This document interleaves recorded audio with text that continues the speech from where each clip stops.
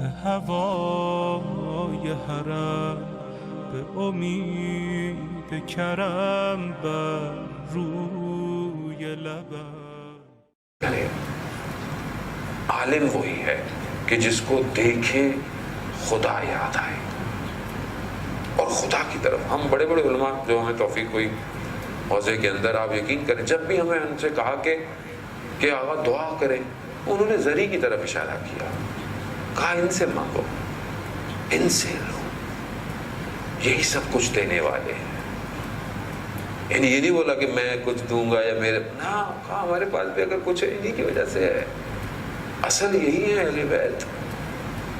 ہمارے استاد آیت اللہ طاہری حفظ اللہ جب مشہد مقدس میں مولا امام رضا علیہ السلام کی زری کے سامنے اللہ صلی علی محمد زری کے سامنے کھڑے ہوئے تھے اور آیت اللہ عظمہ بہجت حیات تھے، وہ بھی وہیں موجود تھے زری کے پاس. تو ظاہر آیت اللہ عظمہ بہجت عارف، بہت بڑے فقیہ مجتہد، کہا کہ یہ بتائیے کہ ان سے مانگے کیا. یعنی واقعاً یعنی انسان ادب کے تقاضے دیکھیں کہ ہمارے بعض علماء سے سوال کیا ہوتے ہیں اور علماء کے علماء سے سوال کیا ہوتے ہیں. کہا ان سے مانگے کیا. آیت اللہ عظمہ بہجت فرماتے ہیں کہ ان سے صرف یہی مانگو کہ یہ ہمیں اپنے ساتھ رکھے، اپنے آپ سے جدا نہ کرے. اور جن کے ساتھ امام ہو عزیزان محترم، نشاپور کا واقعہ آپ نے سنا ہوا ہوگا. جب مولا آ رہے تھے واپس آ رہے، جب خراسان مولا کو بلایا گیا تو نشاپور سے گزرے تو مولا نے کہا وہاں کوئی سلیمانی کرنے والا ہے، یعنی محاسن داڑھی درست کرنے والا بال. تو ایک بوڑھا سا شخص آ گیا، کہاں ہے؟ تو وہ زمانے میں ظاہر ہے وہ جو تیغ جو بھی ہوتی تھی اور پتھر پہ اس کو وہ کر کے جو کرتے تھے، تو اس نے مولا کی خدمت کی. تو مولا نے کہا وہ پتھر لے آؤ. وہ پتھر لے آیا. مولا نے اجازت امامت سے اسے سونے کا بنا دیا. کہا یہ تمہارا ہدیہ ہے، تحفہ ہے. اس نے کہا مولا اسے دوبارہ پتھر کا بنا دیجئے. کہا کیوں؟ کہا مولا مجھے یہ نہیں چاہیے. کہا پھر کیا چاہیے؟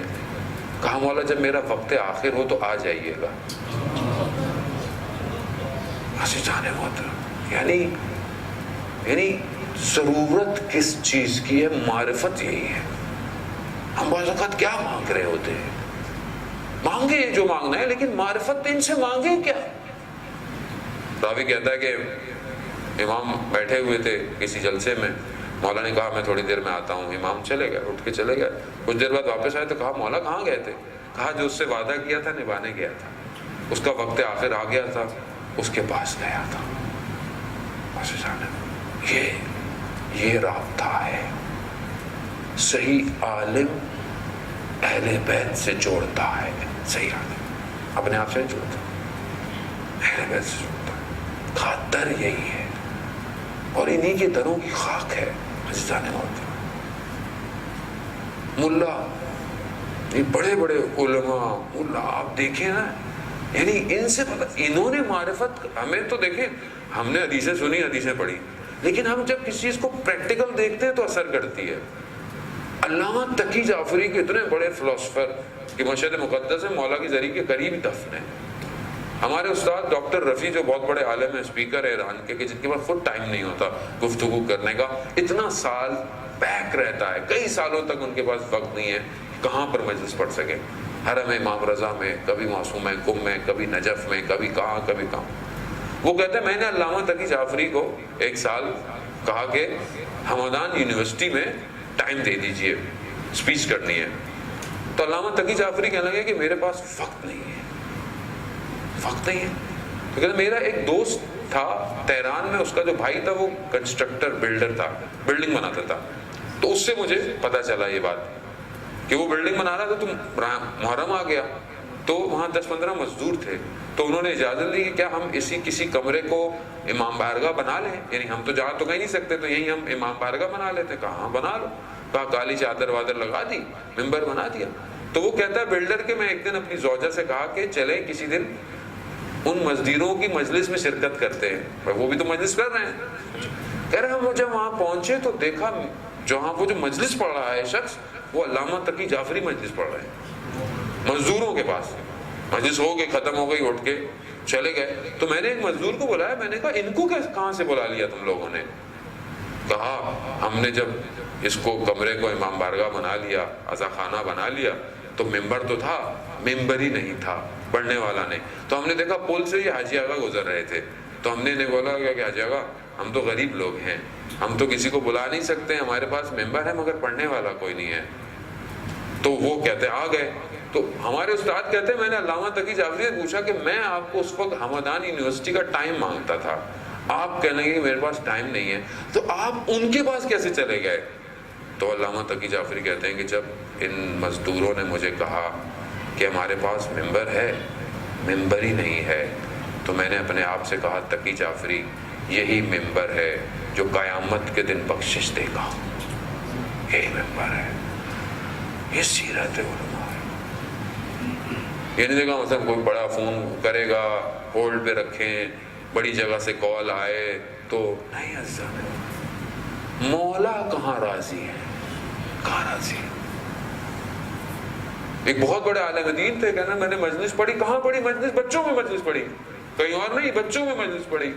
اور عالم ارواح میں پتہ چلا کہ وہی مجلس تھی جو قبول ہوئی خدا کی بارگاہ. آپ دیکھیں بچوں میں مجلس پڑھیں گے، بچوں میں کیا مجلس پڑھنی ہے؟ بچوں میں بڑا ممبر ہو، ہزاروں کی تعداد میں لوگ بیٹھے ہوں تو بات ہے. کتنے آپ کے یہاں تو 2 لوگ 10 لوگ آ رہے ہیں، یہ کوئی بات ہے؟ میں تو ہزاروں میں پڑھنے والا ہوں. نہیں، تھوڑے سے لوگ ہوں. اصل وہ پیغام ہے، وہ خلوص اور اخلاص ہے، وہ دیکھا جاتا ہے. خدا وہ دیکھ رہا ہے، ائمہ دیکھ رہے ہیں اس خلوص اور اخلاص کو. جو بھی حق کا عالم ہے وہ اپنا خلوص اور اخلاص ادا کر رہا ہے. اور خدا جو ہے وہ ان برکتوں کو مجلس کی، مرحوم ہاشم جعفری صاحب جو ایک عالم دین تھے، معاشرے میں اچھا ان کا کردار تھا، اور مولا نے ان کو جو آخری وقت بھی کہاں عطا کیا اپنی بارگاہ میں نجف کے اندر جو ہے وہ دنیا سے گئے. یقیناً ہر شخص کی حسرت ہے کہ جوار امام میں انسان کی روح پرواز کرے. کیونکہ ہمارے پاس، میں اپنے خدا نخواستہ آپ ماشاءاللہ اہل علم اور عمل لوگ ہیں، میں اپنی بات کر رہا ہوں، ہمارے عمل تو کھوکھلے ہیں، ٹوٹے ہوئے ہیں، ضعیف ہیں، غلطیاں کوتاہیاں اتنی ہیں کہ اپنے آپ سے شرمندگی ہے. اگر اس کو کوئی چیز بچا سکتی ہے تو وہ یہ اہل بیت کا در ہے جو بچا سکتا ہے. وہی قبول کر سکتے ہیں، اور اگر انہوں نے بھی خدا نہ خواستہ بھیج دیا تو کوئی دنیا میں آخرت میں جگہ نہیں ہے. ہر آدمی انہی دروں سے جڑا ہوا ہے. سید بحر العلوم اتنے بڑے عالم دین تھے کہ عالم برزخ اگر ان کا مقام آپ کو رمے پتہ چل جائے، اور دنیا میں بھی اس معنویت کے مقام پر تھے کہ مرزا قاسمی، علامہ طباطبائی نے اس واقعے کو نقل کیا ہے کہ مرزا قاسمی جب عتبات عراق کی زیارتوں پر گئے تو سید بحر العلوم سے لوگ بیٹھے ہوئے تھے، لوگوں کے سامنے مناسب نہیں سمجھا، جب کچھ کم ہو گئے تو سوال اس طرح کیا کہ وہ جواب دینا پڑ گیا انہیں. کہا کہ یہ آپ جو اس مقامات پر پہنچے ہیں معنوی، اس کی وجہ کیا ہے بتا دیجیے. کہتے پوچھا اس طرح، تھوڑے سے اتنے لوگ تھے کہ انہیں بتانا پڑ گیا. کہتے میں نجف میں جب دوران طالب علم اپنا درس پڑھتا تھا تو میں نے ہر رات اپنا یہ رکھا ہوا تھا ٹائم ٹیبل کہ میں ہر رات کو مسجد کوفہ میں عبادت کرتا تھا، اور صبح ہونے سے پہلے نجف واپس آ جاتا تھا تاکہ میرے درس کی چھٹی نہ ہو. کہتا ایک رات میں جا رہا تھا کوفہ کی طرف تو اچانک سے دل میں مسجد سیلا کا خیال آیا. جو لوگ جا چکے ہیں زیارتوں پہ، نہیں جا چکے تو شب جمعہ ہے، شب زیارت امام حسین ہے، ہم سب کو جو ہے وہ زیارت نصیب فرمائے مولا. مسجد سیلا آپ جانتے ہیں کہ انبیاء کے مقامات ہیں اور مخصوص ہے، امام زمانہ سے مسجد منسوب ہے مسجد سیلا. علماء نے بڑے بڑے وہاں پہ جو ہے وہ امام زمانہ کے ساتھ توسلات کی.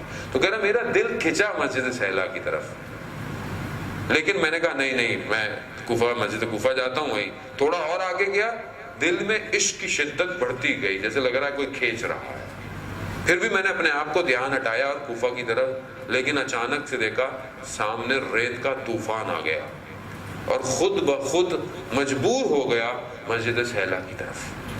جیسے ہی مسجد سہلا میں دیکھا تو رات کا وقت تھا، کوئی نہیں تھا، مگر مقام امام زمان پر ایک شخص بیٹھا ہوا ایک دعا پڑھ رہا تھا، اور دعا ایسی تھی کہ ان کے الفاظوں نے میرے وجود کو تسخیر کر دیا۔ میں کھنچا چلا گیا اس شخص کی طرف، لیکن رات تھی، خوف بھی تھا تھوڑا سا۔ تو اس شخص نے میری طرف دیکھا اور کہا، سید مہدی بحر العلوم نام تھا، کہا مہدی آگے آؤ۔ میں تھوڑا سا آگے ہوا، پھر رک گیا، پھر کہا مہدی آگے آؤ۔ میں تھوڑا سا رکا، پھر تیسری دفعہ اس شخص نے مجھے کہا، اس نورانی ہستی نے مجھے کہا کہ مہدی ادب کا تقاضا یہ ہے کہ جب بلایا جائے تو آ جاتے ہیں۔ کہتے ہیں اس وقت میں نیچے جھکا اور اس سید نے مجھے اپنے گلے لگایا۔ کہتا ہے جو کچھ عطا ہوا اس گلے لگنے سے مجھے ملا۔ وقت کا امام تھا، کہاں ہے وہ امام؟ میری دعاؤں میں کہاں ہے؟ کیا سحری میں جہاں پروردگار کہتا ہے کہ تم جو بھی دعا مانگو گے میں مستجاب کروں گا، کیا پہلی دعا میری امام زمانہ ہے یا نہیں؟